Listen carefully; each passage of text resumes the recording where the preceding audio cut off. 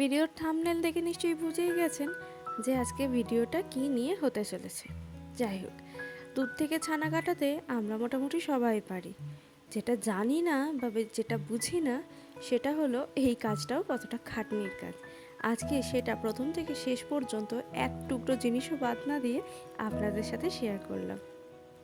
দুধ মহারানী হলো এমন একটি জিনিস যেটা আপনি যদি সামনে দাঁড়িয়ে থাকেন, আপনার টেম্পারেচার গ্যাসের যতই থাকুক বা আগুনের টেম্পারেচার যতই থাকুক, তিনি ফুলে উঠবেন না, পড়েও যাবেন না। কিন্তু আপনি যেই কয়েকটা সেকেন্ডের জন্যে ওই দুধের সামনের থেকে অন্য কোথাও যাবেন, তখনই দেখবেন দুধ উতলে গোটা গ্যাসময় হয়ে গেছে। তো আপনাদেরকেও দেখিয়ে দিলাম দুধ উতলানো, কারণ দুধ উতলানো নাকি শুভ। যাই হোক, উতলে গেলে তো আর কিছু করার নেই, শুভ ছাড়া তো অশুভ আমরা বলতেও পারবো না। যাই হোক, আপনাদেরও জীবন সংসার সমস্ত কিছু এই দুধের মতো ফুলে ফেঁপে উঠুক, এটাই আমি চাই।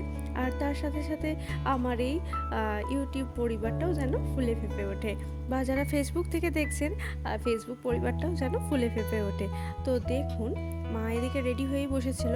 মায়ের কি বলবো, হাতা খুন্তি সমস্ত কিছু, মানে কি বলবো, অস্ত্র শস্ত্র নিয়ে।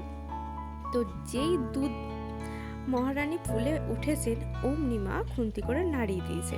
যাই হোক, তারপরে আবার কি গ্যাসের ফ্লেমটা কমিয়ে ছানার জল বা লেবু বা ভিনিগার, যেটাই আপনাদের কাছে থাকুক না কেন, সেটা দিয়ে দেবেন দুধের মধ্যে। তারপরে আলতো হাতে কিন্তু নাড়াতে থাকবেন। আর যখনই দেখবেন দুধ থেকে মোটামুটি জল আর ছানা আলাদা হয়ে গেছে, আবার কি ছানাটা বাটিতে তুলে জাস্ট খেয়ে ফেলুন। আর যারা যারা পনির করতে চাইছেন তারা একটু বাকিটা ফলো করুন। তো এখানে দেখুন, একটা মা নিয়ে নিয়েছে পরিষ্কার একটা কাপড় ছেঁড়া। কিন্তু দেখুন এখানেও একটা কাজ, এই যে ছানার জলটা, এটাকে কতবার করে ফেলতে হবে। আমরা ভাবি দুধ থেকে ভিনিগার বা লেবুর জল বা ছানার জল যাই হোক দিয়ে দিলাম, দুধ থেকে ছানা হয়ে গেল, ব্যাস আবার কি। আরে না না, ব্যাস আবার কি না, এর জন্য কতটা পরিশ্রম করতে হয় আর কতগুলো বাসন ধুতে হয় সেটাই জাস্ট লক্ষ্য করুন। এসব জিনিস বাজারে কিনলেও আপনি কিন্তু খাঁটিটা পাবেন না। সেই কারণে মা একটুও বাদ না দিয়ে ডেচকির ধারে ধারে যা লেগেছিল সব কিছু একদম সুন্দর করে চাঁচি পুচি করে নিয়ে নিয়েছে। তারপর আবার কি, আপনার বাড়িতে সব থেকে ভারী যে জিনিসটা আছে সেটা যাই হোক না কেন তাকে দাঁড় করিয়ে দিন, বা সেই জিনিসটাকে দাঁড় করিয়ে দিন এই পনিরের ওপর।